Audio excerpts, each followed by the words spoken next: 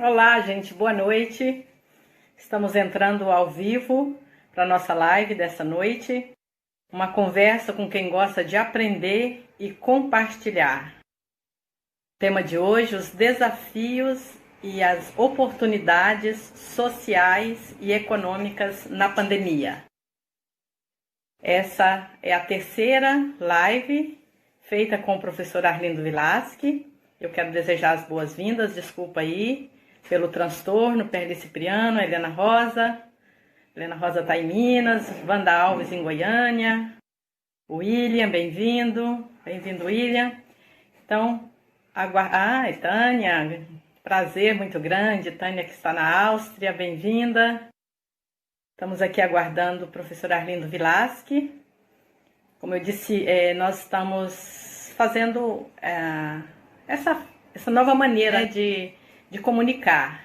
E esta é a terceira live que nós fazemos juntos. A primeira falamos sobre a educação pública em tempos de pandemia. Na quarta-feira passada foi uma conversa com quem gosta de aprender e compartilhar. E hoje daremos continuidade a essa conversa. Arlindo, entre, por favor, estamos te aguardando. Conversa com quem gosta de aprender e compartilhar. Hoje falaremos sobre os desafios e as oportunidades econômicas. Para isso, Arlindo Vilasque, que é professor aposentado no Departamento de Economia da Universidade Federal do Espírito Santo. Então, ele já está aqui conosco. Boa noite. Arlindo. Alô, você está me ouvindo? Estamos ouvindo. Então, que bom. Deixa eu tentar equilibrar isso aqui, porque eu tive que fazer toda uma adaptação em função de não poder ser tem que ser no celular. Que bom que a gente está aqui. No computador, nós precisamos ainda aprender, né? Não, até que eu entrei no Instagram lá, mas aí não aparecia você com aquele sinalzinho de que daria para entrar. Certo. Arlindo, nós já estamos aqui com várias pessoas do Brasil e do mundo. Que bom. Fernandes acabou de entrar, a Tânia Araújo, que está na Áustria, Wanda e Tiago em Goiânia, a Ilma lá no Pará. Aí está. Que maravilha. Então, Arlindo, como você fez nas duas últimas lives, gostaria que você desse um panorama geral aí da conjuntura no Brasil e no Espírito Santo aí para nós. Bem, uma vez mais, boa noite a todas e todos vocês que estão aqui nessa tentativa de nos fazermos presentes, nos fazermos ativos e nos fazermos altivos num momento tão difícil, tanto para nós individualmente, quanto para a sociedade como um todo, quanto para o mundo. Eu gostaria de começar, Ivonete, chamando a atenção para alguns pontos da conjuntura mundial. Tá? Em primeiro lugar, eu acho que a gente tem que destacar que tem tido bom retorno por aqueles países ou aquelas localidades que fizeram o dever de casa de forma adequada. E aí não é só a rica Nova Zelândia, não. Você tem estados na Índia, como por exemplo o estado de Kerala, e várias comunidades na África, e mesmo vários países na América Latina, que têm menos sofrimento, menos morte, e agora começam a vislumbrar a possibilidade de retomar a atividade econômica, se não plena, mas pelo menos devagar.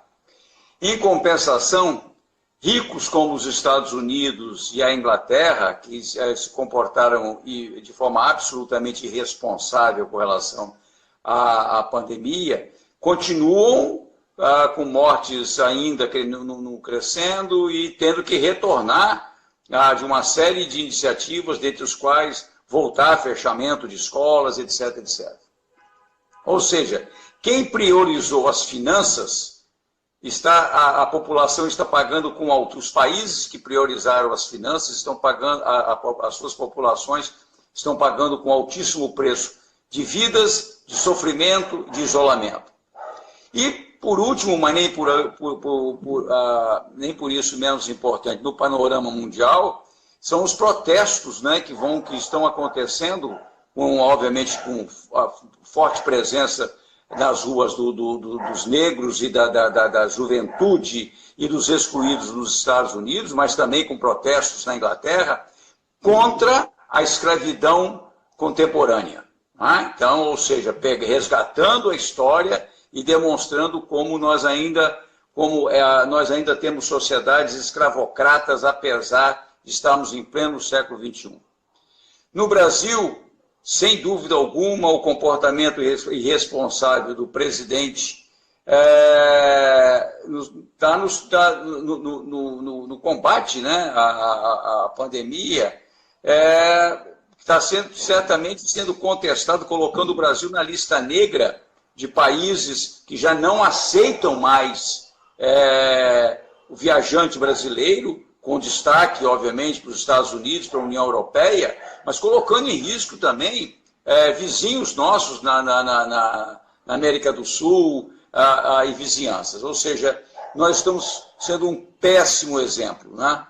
Agora, no Brasil também nós temos um fato a comemorar, que é o protestos nas ruas, de forma pacífica, de forma ordenada, por parte daqueles que, por exclusão social, racial, de gênero, todo tipo de exclusão que se possa imaginar, colocam as suas vidas em risco todos os dias, indo e voltando do trabalho, indo e voltando da escola, indo e ficando em casa. Então, esses protestos, é interessante o cinismo de alguns da ultradireita, dizer, mas agora não está na hora de fazer, de ficar em casa. Eles querem que essas pessoas saiam de segunda a sábado para trabalhar nas suas casas e acham que não. O movimento foi muito bonito, foi muito forte, foi muito intenso, demonstrando que sim, nós aqui também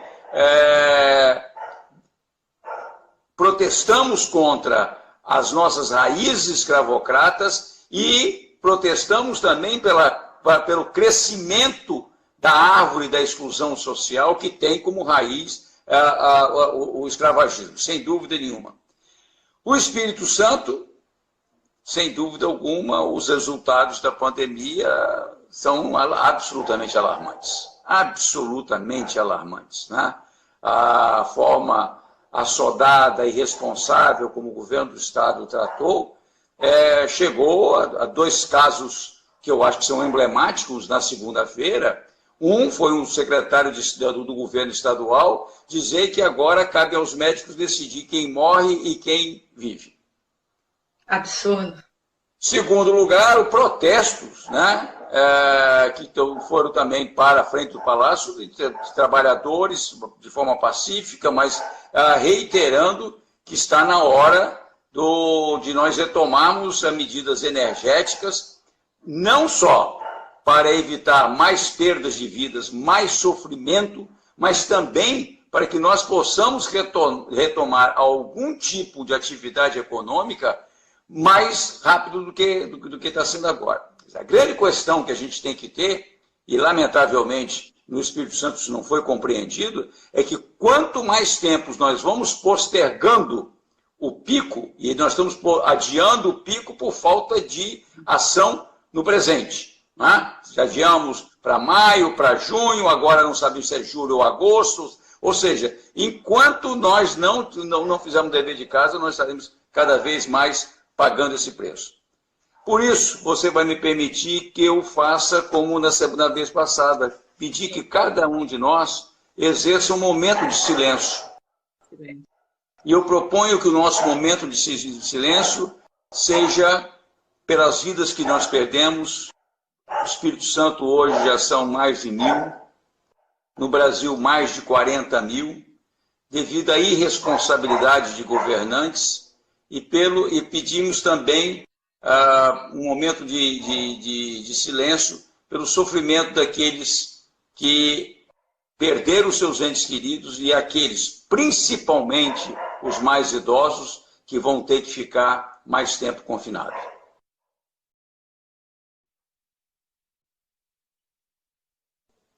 pelo silêncio amoroso e pleno de compaixão de todas e todos vocês. Muito obrigado. E aqui vamos lá, Ivonete. Sim. Então, você se lembrou das vidas, não é? Para além da pandemia, as vidas negras. E eu quero lembrar que todas as vidas voltam. Não é uma vida melhor do que a outra, todas as vidas importam. E como importam, né?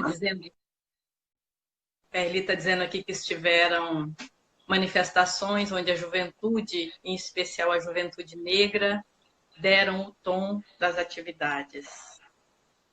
E vamos, então, assim, trazer presente, né, todas essas pessoas que estão na luta, que estão arriscando as suas vidas nessas manifestações, mas também arriscando as suas vidas todos os dias, né? E aí, Arlindo, a nossa live de hoje, eu quero dar as boas-vindas, entrou muitas pessoas depois, né? Entraram 2 Ivanas queridas, a Ivana, fazemos parte aí da frente de legalização pelo aborto, e a Ivana Emerick, que é a nossa colaboradora do Comitê Lula Livre, e ela é uma peça fundamental também para angariar recursos para os nossos projetos, né, para as doações aí para fazer tanto as máscaras como os enxovais dos bebês. E a Ivana deixou uma pergunta no ar na última live. Então, ela, quando fala que quando você disse, né, Arlindo, que a flexibilização é péssima para a economia, então, como que seriam essas novas oportunidades sociais e econômicas diante da pandemia? Ah, que bom que a Ivana está aqui de volta. Eu acho que a gente poderia fazer, para responder a Ivana, mas também para dar continuidade a essa nossa conversa, e a conversa de quem gosta de aprender e de compartilhar, entre pessoas que gostam de aprender e de compartilhar, é que a gente pode retomar alguns exercícios que a gente pode fazer. Eu estou chamando na comunidade educacional, mas ele pode ser em absolutamente qualquer comunidade, né?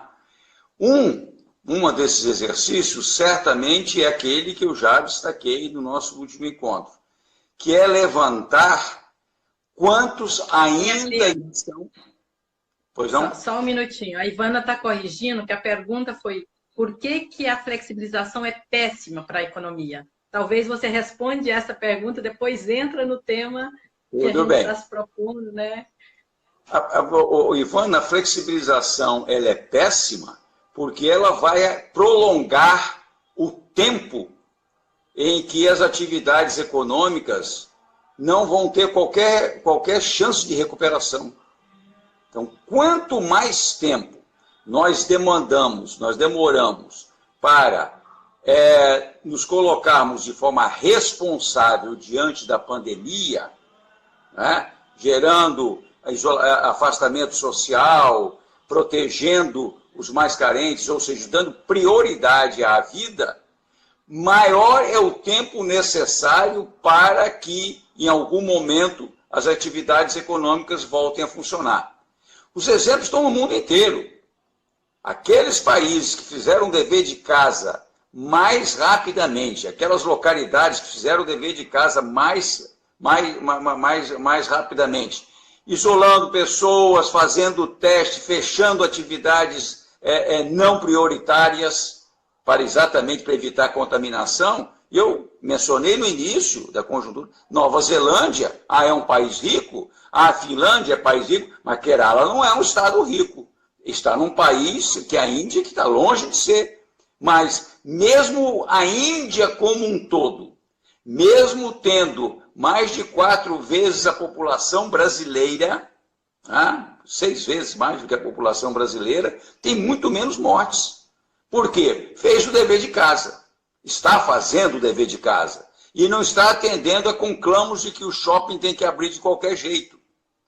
E não está fazendo o conclamo de que eu tenho que tocar a minha atividade, por exemplo, de frigoríficos, como está acontecendo no Rio Grande do Sul, a qualquer preço. Estou falando no Rio Grande do Sul, mas também nos Estados Unidos. Os maiores focos de contaminação são dos latinos, ou seja, dos pobres, dos já excluídos lá nos Estados Unidos, que trabalham nos frigoríficos, nos abates, essa coisa toda, que tem que alimentar a famosa cadeia produtiva dos supermercados. Ora, a mesma coisa aqui no Rio Grande do Sul, a mesma coisa no Paraná. Ou seja, estados que estão na fronteira da produção de proteína animal a partir das indústrias produtoras, porque a gente não pode chamar aquilo de granja, a gente não pode procurar chamar aquilo de pecuária. Aquilo é uma indústria de produção de proteínas, colocando em risco os seus trabalhadores e, obviamente, as comunidades onde estão. Então, Ivana, flexibilizar é só depois que a gente fez o dever de casa básico. E o dever de casa básico é dizer, olha, eu tenho sim leitos, eu tenho sim respiradores, eu tenho sim testes, eu tenho sim assistência médico-hospitalar de alimentos para a população mais carente, para a população que está marginalizada. Eu tenho sim como cuidar do trabalhador que perdeu o emprego, do uberizado que está aí vagando pelas ruas. Eu tenho sim como apoiar a micro, pequena e média empresa, seja no campo, seja na cidade, para que ela possa se manter viva. Mas eu não posso dizer que agora eu vou recuperar a economia reabrindo o shopping. Eu não posso dizer que eu vou recuperar a economia deixando que todas as empresas funcionem da forma como bem quiserem entender. Eu não vou recuperar a economia se liberar o transporte para todo mundo e a circulação para todo mundo. E eu não vou recuperar a economia porque antes da pandemia as lojas do shopping estavam fechando, micro, pequenas e médias empresas estavam sofrendo, o desemprego já estava aí. Ou seja, é muito, desculpe a expressão, é muito cinismo querer transferir para a Covid toda a culpa de um sistema que já há algum tempo vai dar sinais claros e evidentes de falência. Esse sistema que está aí está sendo declarado como falido, inclusive por autoridades absolutamente conservadoras, como o presidente do banco, o ex-presidente do Banco Central inglês, que diz, olha, o risco é muito grande do sistema financeiro, da forma como ele se expôs às petrolíferas. Está sendo questionado por jornais absolutamente conservadores, tem nada de esquerda, como o Financial Times está dizendo, ó, a concentração está levando a uma crise profunda no sistema. Então, Ivana, eu não sei se eu fui longo demais na resposta, eu não sei, inclusive, se fui claro na minha resposta, mas eu acho que flexibilizar agora é dar o mesmo tiro no pé que deram ingleses, que deram estadunidenses, que deram os italianos logo no início, que deram os espanhóis também logo no início, e que o Brasil está dando de uma forma lamentável e tristemente o Espírito Santo está mais irresponsável do que a média brasileira. Só a participação aqui de uma pessoa que eu não sei bem quem é, mas está dizendo que voltar à normalidade não é reabrir o comércio, é parar de morrer gente.